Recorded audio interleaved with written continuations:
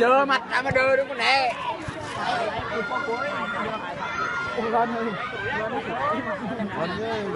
Đẹp gái rồi kìa. Đẹp trai nó cứ lưng quay này. Đẹp gái này.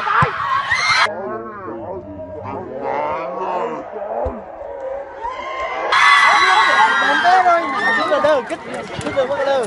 Đừng bén té luôn chứ. Bén được bắt đầu được. Ui nặng đi vớ chút rồi là ra ngoài. Luôn đâu rồi mở sút tên đấy có đời đi.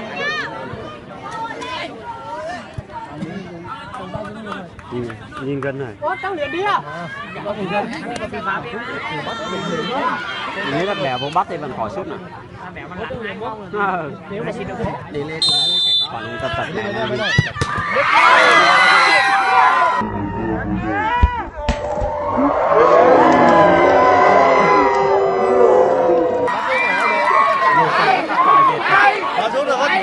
Đúng là con sờ đó.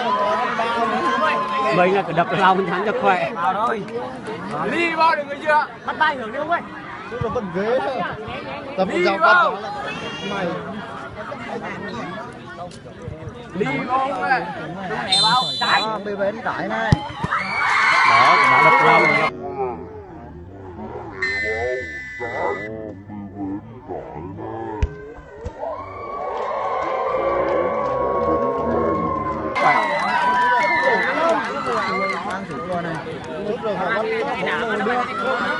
Đá đây là bắt bài thôi. Lao đi nhìn quen đi. Mình chỉ mà người xoáy đấy. Con để nhìn đi. Mấy chủ người thì đá.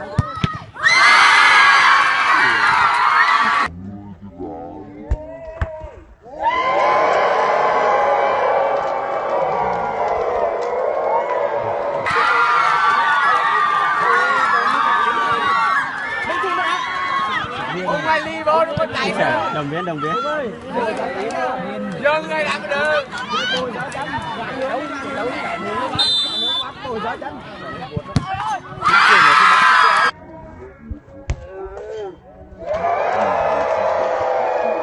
Như thế nào đó, như thế nào đó mà để nó sút được.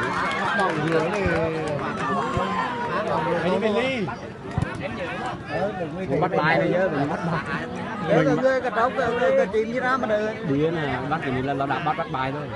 Thằng luôn nữa đưa đi nè đã kể chân đúc kể đã xuống. Tao ra chọc vào người thôi, cũng đẹp luôn.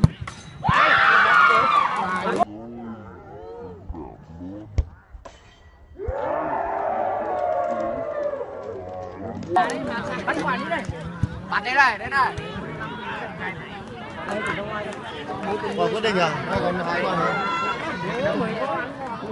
Để nói chung là cây bữa nó dễ. Bán được mẹ tí đi.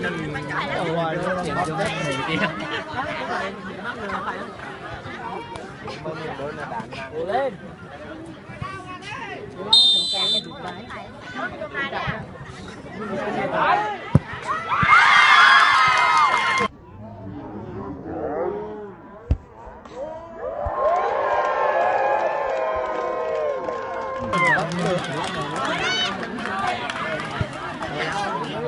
Mít là thua. Bây giờ thôi nhưng mà đây là thôi.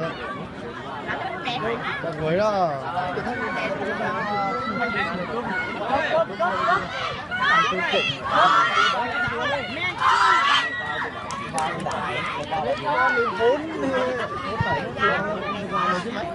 Con vào đó.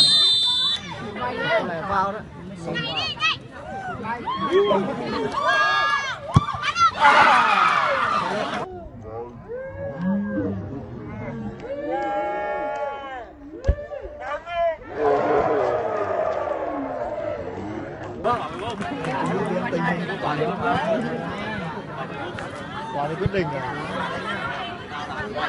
Đào cái văn hơi này mà sạc quả này. Hơi. Đúng làm đây đi.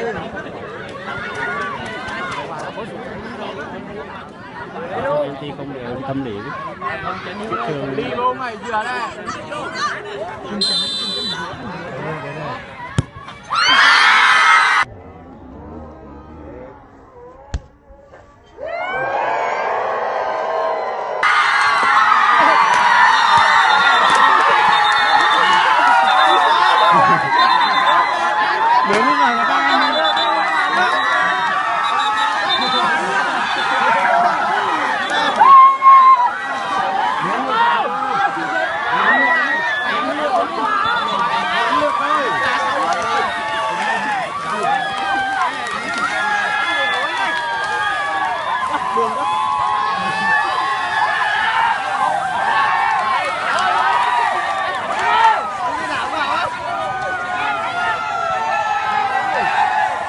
Đi đại kêu gì?